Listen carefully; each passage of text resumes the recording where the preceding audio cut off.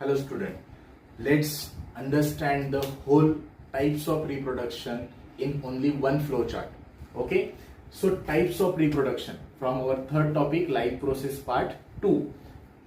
Reproduction means producing a new organism from the existing one, or we can say parents to offspring. Okay, now that process takes place in two ways: reproduction, asexual reproduction, and sexual reproduction. Asexual reproduction where only one parent is responsible, and sexual reproduction where the two parents are involved in the process. Now asexual reproduction is further classified into unicellular and multicellular. Uni means single cell animals, multicellular means many cells are there. In unicellular there are again three types. First is called binary fission, second is multiple fission, and third one is budding. Now binary, bi means two. Living organism is cut into two parts, which is called binary fission, and each part will develop as a new individual. Now that binary fission is further classified as simple binary fission, longitudinal binary fission, and transverse binary fission. Okay, simple in case of amoeba, it is irregular shape. Paramecium, longitudinal, and transverse. Euglena get transverse, and longitudinal means in a horizontal manner. Okay, so three examples are there. Multiple fission is a special case where unfavorable condition is there. Unfavorable condition where the amoeba is not able to undergo binary fission. So that time amoeba create one cyst around it. Cyst means a protective covering inside which the cell is multiple. It get multiplied in various ways till the condition get suitable or favorable. Once the condition gets suitable, this part, the cyst get broken out and all the nucleus comes out in many ways. So that's why it is called multiple fission. And budding in case of yeast, that we know, yeast the example for budding in unicellular. Okay, now move to the next part is multicellular with the many cell living organism. There are five types. The first one is fragmentation. Fragment means pieces.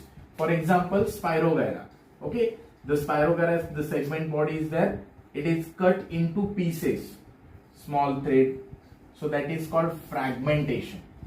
Regeneration. Regeneration in case of planaria.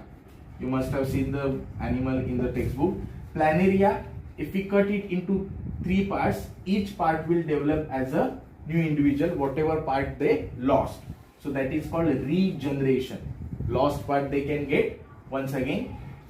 Third one is budding. Now see, there are two words, budding in yeast for unicellular and budding in hydra is undergo multicellular thing or multicellular reproduction, where the whatever the hydra is there having tentacles that get bird at one end, that bird grow in size to get a complete hydra and it separate from the main organism, or we can say the parent organism, and it develops into new individual. The next one is fourth one, vegetative propagation, where each part of the plant, root, stem, leaves, okay, in case of Bryophyllum the leaves are there responsible for reproduction. Sweet potato, stem is there. So each part of the plant can be used as a reproductive organ. So that condition is called vegetative propagation.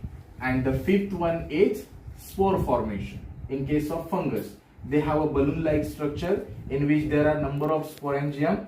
Because of any external environmental factor, it get burst out and all the sporangiums get fall down and each one will be developed as a new organism. So these are the asexual reproduction, unicellular and multicellular. In case of sexual reproduction, where the two organisms are responsible, there are two types. One is called gamete formation by the meiosis process that you have studied in second topic, and fertilization, where the male and female gametes they fuse together to form a zygote, which further converts into embryo. Okay, embryo is the initial stage of the every living organism undergo sexual reproduction.